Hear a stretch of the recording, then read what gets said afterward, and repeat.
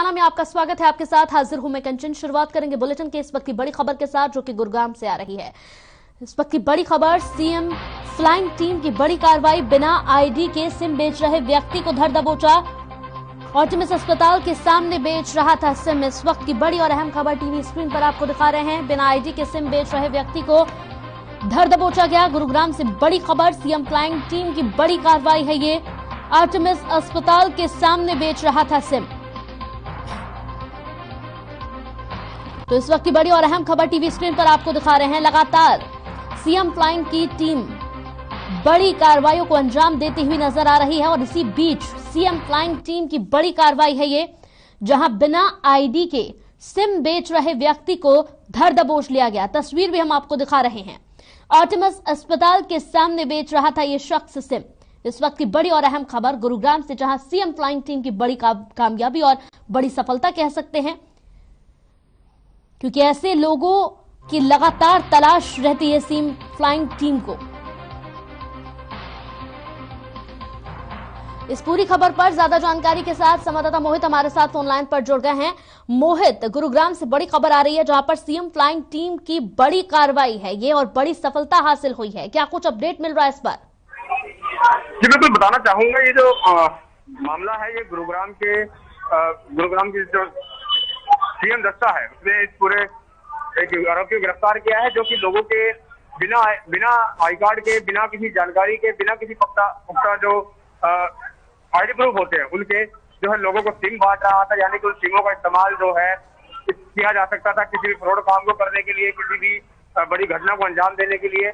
और ऐसे में इन सिम का जो कीमत थी वो 600 से 800 रुपए व्यक्ति ने रखी हुई थी, जिसकी जानकारी जो है उड़न दस्ता, मुख्यमंत्री उड़न दस्ता उसको मिली और उसके बाद उड़न दस्ते ने पहुंचकर इस व्यक्ति को गिरफ्तार किया। इसके पास से जो है दर्जनों सिम ऐसी बरामद हुई है। हाँ। साथ में बहुत से दस्तावेज ऐसे बरामद हुए जिसके अंदर लोगों से दस्तावेज तो ले लिए मगर वो कभी भी सबमिट नहीं कराया। जी चलिए, बहुत बहुत शुक्रिया मोहित, हमारे साथ जुड़ने के लिए। तमाम अपडेट्स हम तक पहुंचाने का बेहद शुक्रिया। तो सीएम फ्लाइंग टीम की बड़ी कार्रवाई और बड़ी सफलता कहेंगे इसे। बिना आईडी के सिम बेच रहे व्यक्ति को धर दबोच लिया गया। ऑर्टिमिस अस्पताल के सामने यह शख्स बिना आईडी के सिम बेच रहा था।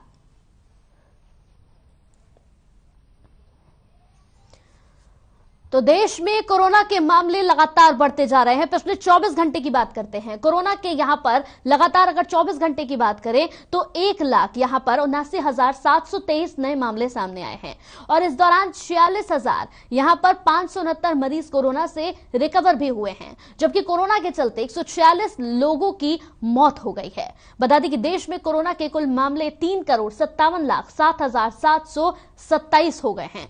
वहीं एक्टिव केस की बात कर लें तो एक्टिव केस बढ़कर अब 7,23,619 हो गए हैं और कोरोना से अब तक 3,45,172 लोग ठीक भी हो चुके हैं। वहीं कोरोना से अब तक 4,83,936 लोग अपनी जान गंवा चुके हैं। साथ ही आपको ये भी अपडेट दे दें कि डेली पॉजिटिविटी जो रेट है वो अब बढ़कर 13.29% यहां पर रह गया है, जबकि साप्ताहिक पॉजिटिविटी दर की अगर बात करें तो वो 7.92% हो गया है। तो देश में कोरोना का कहर नहीं थम रहा है। लगातार कोरोना के केसेस सामने आ रहे हैं। देश में लगातार केसेस सामने आ रहे हैं, जिसकी वजह से शासन प्रशासन के साथ साथ सरकार की और अब आम जनता की मुसीबतें भी लगातार बढ़ती जा रही है। कोरोना से अब तक 140 लोगों की मौत हो चुकी है। डेली पॉजिटिविटी रेट जो है वो बढ़कर हो चुका है 13.29। जी हां, बड़ी बातें हम ग्राफिक्स के माध्यम से आपको दिखा रहे हैं। देश में कोरोना के केसेस लगातार बढ़ रहे हैं। अब तक यहां पर 4,83,936 लोगों की यहां पर जान चली गई है। डेली पॉजिटिविटी रेट बढ़कर 13.29% हो गई है।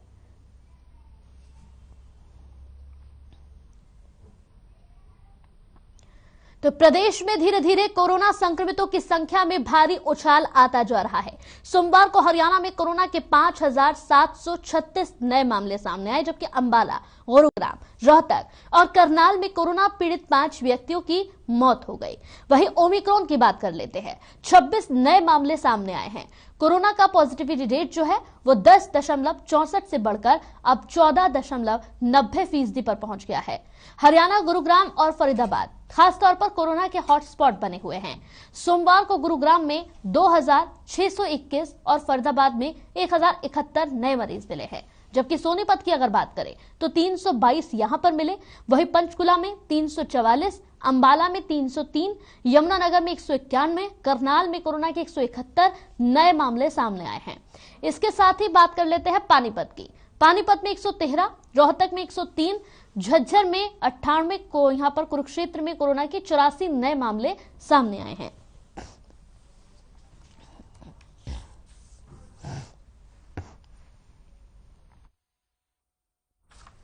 तो बड़ी बातें भी हम आपको दिखा रहे हैं ग्राफिक्स के माध्यम से। गुरुग्राम में सबसे ज्यादा केसेस सामने आए हैं। हॉटस्पॉट बना हुआ है गुरुग्राम, फरीदाबाद, सोनीपत, पंचकुला, अंबाला। इन तमाम जिलों की अगर बात कर ले तो गुरुग्राम में सबसे ज्यादा केसेस 2621 नए कोरोना संक्रमित मिले हैं। उसके बाद अगर फरीदाबाद की बात करें तो ज्यादा अंतर नहीं है, 1071 कोरोना के नए मरीज फरीदाबाद में मिले हैं।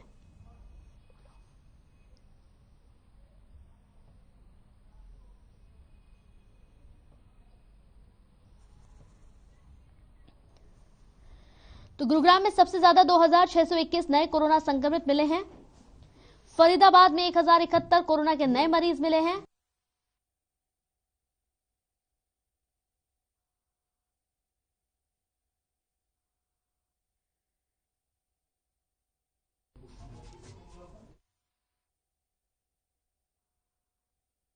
इस पूरी खबर पर हमारे साथ हमारे संवाददाता मोहित लाइव जुड़ गया है। मोहित से बातचीत कर लेते हैं।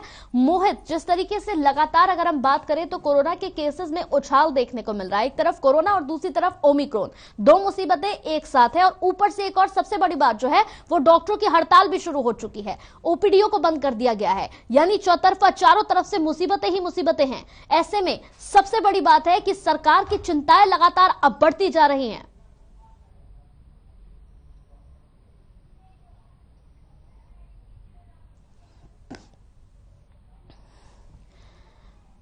तो फिर से संपर्क करने की कोशिश करेंगे। अभी फिलहाल संपर्क जो है वो टूट गया है। एक बार फिर से आपको बता देते हैं, देश में कोरोना के केसेस लगातार बढ़ रहे हैं। एक तरफ कोरोना के केसेस बढ़ रहे हैं, दूसरी तरफ ओमिक्रॉन लगातार अपनी मुसीबत को लेकर खड़ा है और तीसरी तरफ लगातार अब डॉक्टर्स की ओर से यहां हड़ताल भी। कोरोना के लगातार केसेस सामने आ रहे हैं। 46,569 मरीज कोरोना से ठीक हुए हैं। देश में कोरोना से हुई अगर मौतों की बात करें तो 146 लोगों की मौत हो गई है। तो एक बार फिर से हमारे साथ हमारे संवाददाता मोहित जुड़ गए हैं। मोहित से बातचीत कर लेते हैं। मोहित, मेरा सवाल आपसे यही है, लगातार जिस तरह से कोरोना के केसेस बढ़ते जा रहे हैं, एक तरफ कोरोना के केसेस है जो मुसीबतें बढ़ा रहे हैं, दूसरी तरफ ओमिक्रॉन है जो अपनी मुसीबतें बढ़ा रहा है, और तीसरी तरफ अब डॉक्टर्स की ओर से जो हड़ताल है उसकी वजह से तमाम ओपीडीज को बंद कर दिया गया है। यानी कहीं ना कहीं देखा जाए तो हर तरफ से मुसीबतों का अंबार है और सरकार बड़ी चिंता में है। जी बिल्कुल, बताना चाहूंगा कि गुरुग्राम जिले में जो है कोरोना के मामले बहुत तेजी से बढ़ रहे हैं। हालांकि उतनी तेजी से जो वैक्सीनेशन प्रक्रिया है उसको भी बढ़ाया गया है, मगर वैक्सीनेशन प्रक्रिया का बढ़ना और दूसरी तरफ एक तरफ जो है टेस्ट होना और कोरोना के मामलों का बढ़ना, ये तीनों ही अलग अलग चीजें हैं। किसी चीज का उपचार करना, एक बीमारी के आने के बाद उपचार करना अलग बात है, मगर उससे पहले अगर जागरूकता फैला दी जाए तो मामले ना बढ़े।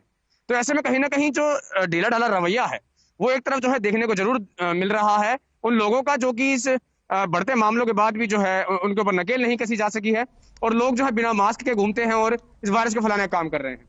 हमारे साथ नागरिक अस्पताल से vaccination incharge doctor Sushila Yadav हैं, जिनसे हम बात करने की कोशिश करेंगे कि जिस तरीके से मामलों में बढ़ोतरी हुई है तो क्या स्वास्थ्य विभाग ने अपनी कार्य प्रणाली में बढ़ोतरी की है, नहीं की है, वैक्सीनेशन प्रक्रिया कितनी बढ़ाई गई है, उन्हीं सभी बातों पर चर्चा करने की कोशिश करेंगे। मैडम, स्वागत है आपका हर खबर हरियाणा पर। नमस्कार।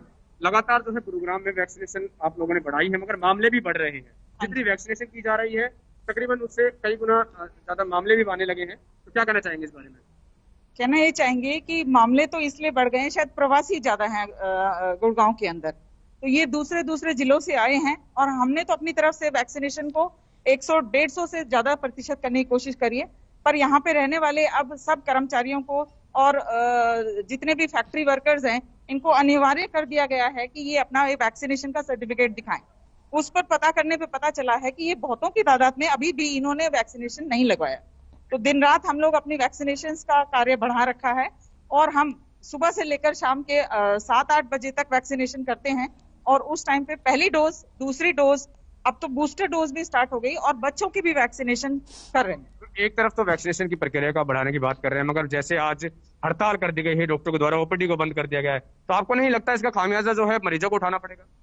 देखिए, खामियाजा नहीं है कि कहीं भी जो वैक्सीनेशन से कंसर्न है तो उसमें और भी कर्मचारी काम करते हैं। वैक्सीनेशन की प्रक्रिया अभी नहीं रुकी है, हर जगह लोग अपने वैक्सीनेशन आ रहे हैं और वैक्सीनेशन करवा रहे हैं, वो अनिवार्य है तो उसको नहीं रोका गया है। तो कौन कौन सी मांगे थी आपकी जिसके चलते आज हड़ताल की गई है? देखो, मांगों में तो ऐसा है कि डायरेक्ट एसएमओ की भर्ती ना की जाए। उससे क्या होता है कि जो बहुत सालों से अपनी नौकरी में है वो रह जाते हैं पीछे, एसएमओ होके एएसएमओ होके रिटायर हो जाते हैं बहुत सारे लोग, और जो एसएमओ की डायरेक्ट भर्ती होती है वो लोग सीधा ऊपर पहुंच जाते हैं। एक तो ये मांग है। दूसरा, पीजी पॉलिसी के लिए हम लोग कह रहे हैं कि जितनी ज्यादा पीजी पॉलिसी को ये जल्दी करेंगे उतने ही आपके अंदर स्पेशलिस्ट जो डॉक्टर्स होंगे वो सेवा के लिए आपके लिए उपलब्ध रहेंगे। सरकारी हॉस्पिटल्स के अंदर जितने ज्यादा स्पेशलिस्ट अगर होंगे तो आम जनता को भी उनकी सुविधा का फायदा होगा। तो आप सीधा तौर पर बताना चाहते हैं कि जो गुरुग्राम नागरिक अस्पताल है स्पेशलिस्ट नहीं है, लोग परेशान? नहीं, ऐसा नहीं है।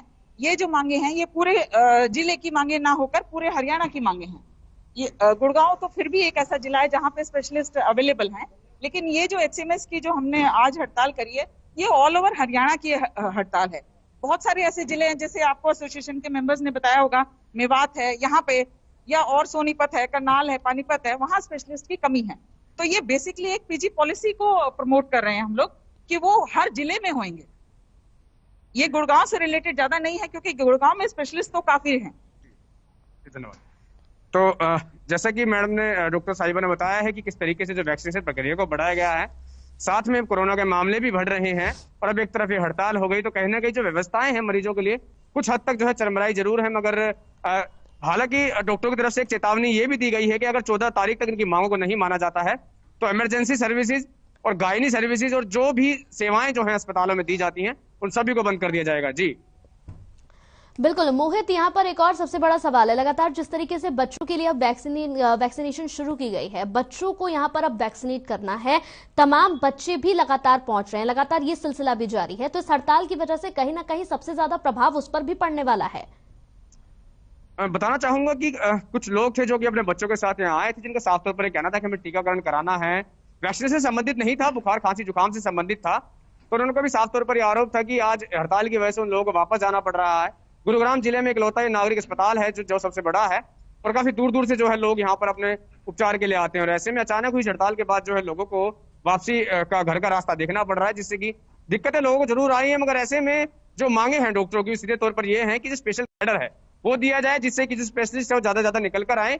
और ऐसे में जो लोग आज अपने बच्चों का इलाज कराए बगैर वापस लौट रहे हैं, ऐसे इन लोगों को जो है स्पेशलिस्ट जो है अटेंड कर सके और ऐसी हड़ताल का मुंह ना देखना पड़े। जिस इन चीजों को ही चलते जो है आज हड़ताल की गई है और इस हड़ताल का क्या कुछ असर रहता है ये भी देखने वाली बात होगी। जी मोहित, यहाँ सबसे बड़ा एक और सवाल आपसे मैं पूछना चाहूंगी, जिस तरह से लगातार बात कोरोना ओमिक्रॉन पर भी हम कर रहे हैं, आपसे बड़ा अहम सवाल है मेरा, लोगों में किस तरह का जागरूकता इस वक्त देखा जा रहा है, क्योंकि लगातार लोगों को हर खबर की ओर से भी जागरूक किया जा रहा है, हम खुद भी बैठकर यहाँ लोगों को अवेयर करते हैं कि बेहद जरूरत है कि अब आप लोग सतर्क हो जाइए, अब आप लोगों को सतर्क होने की जरूरत है, क्योंकि केसेस लगातार बढ़ रहे हैं और मुसीबतें आपके लिए लगातार बढ़ रही हैं। जब आप ग्राउंड जीरो पर पहुंचते हैं, क्या नजारा देखने को मिलता है आपको? मैं सिर्फ ग्राउंड जीरो पर ही हूँ, बस फर्क इतना है कि मैं नागरिक अस्पताल में हूँ। मगर मैं तस्वीरें एक बार फिर भी दिखाना चाहूंगा कि जो लोग हैं, तकरीबन लोगों ने मास्क जो है लगाया हुआ है, चाहे वो डॉक्टर हों या फिर यहाँ आने वाले लोग हों। मगर अस्पताल में आकर मास्क लगाना एक लाजमी बात है, क्योंकि लोगों का साफ तौर पर मानना होता है कि बीमारी अगर शहर में कहीं नहीं है तो अस्पतालों में जरूर मिलेगी। उसके चलते यहाँ की तस्वीरें तो मास्क के साथ जरूर नजर आ रही हैं। मगर जो तस्वीरों की बात करें हम सदर बाजार की, तो गुरुग्राम के सदर बाजार या फिर मार्केट या फिर मॉल के अंदर किसी प्रकार के मास्क के साथ लोग नहीं दिखाई देते हैं। रेशियो 30 और 70 का रह जाता है, यानी 70% लोग जो है बिना मास्क के होते हैं और 30% लोग जो हैं विद मास्क होते हैं। मगर जो 70% लोग बिना मास्क के नजर आते हैं, उनका साफ तौर पर उनके मन में भ्रांतियां हैं कि उन्होंने डबल वैक्सीनेशन करा ली है और डबल वैक्सीनेशन कराने के बाद जो है वायरस उनके लिए खतरनाक नहीं है, जिसके चलते वो लोग जो है लापरवाही करते नजर आते हैं। और ये जो वायरस की लगातार जो है बढ़ रहा है, ऐसे उनको देखकर जो है और जो दूसरे लोग जिन्होंने वैक्सीनेशन न कराई है वो भी मास्क नहीं लगाते और जो लगातार मामले हैं वो बढ़ रहे हैं। जी बिल्कुल, तो कहीं ना कहीं लोगों को अभी और जागरूक होने की जरूरत है। मोहित, बहुत बहुत शुक्रिया हमारे साथ जुड़ने के लिए, तमाम बातचीत करने के लिए बेहद शुक्रिया, अपडेट देने के लिए बेहद शुक्रिया। तो लगातार लोगों को यहाँ पर अवेयर होने की अभी भी जरूरत है और साथ ही साथ यहाँ पर जरूरत है कि लोग अब सतर्क हो जाए, क्योंकि लगातार केसेस बढ़ रहे हैं और ऐसे में आप लोगों को मास्क लगाकर ही बाहर निकलना होगा। सोशल डिस्टेंसिंग का आप लोग जरूर पालन करें, क्योंकि जब तक आप खुद सतर्क नहीं होंगे आप अपने आसपास के लोगों को और अपने आपको भी यहां पर सुरक्षित नहीं रख पाएंगे। अब बात कर लेते हैं, कांग्रेस पार्टी के महामंत्री योगेंद्र पाल ढींगरा से खास बातचीत की है, ये भी हम आपको दिखाएंगे, लेकिन उससे पहले यहां रुकते हैं एक छोटे से ब्रेक के लिए।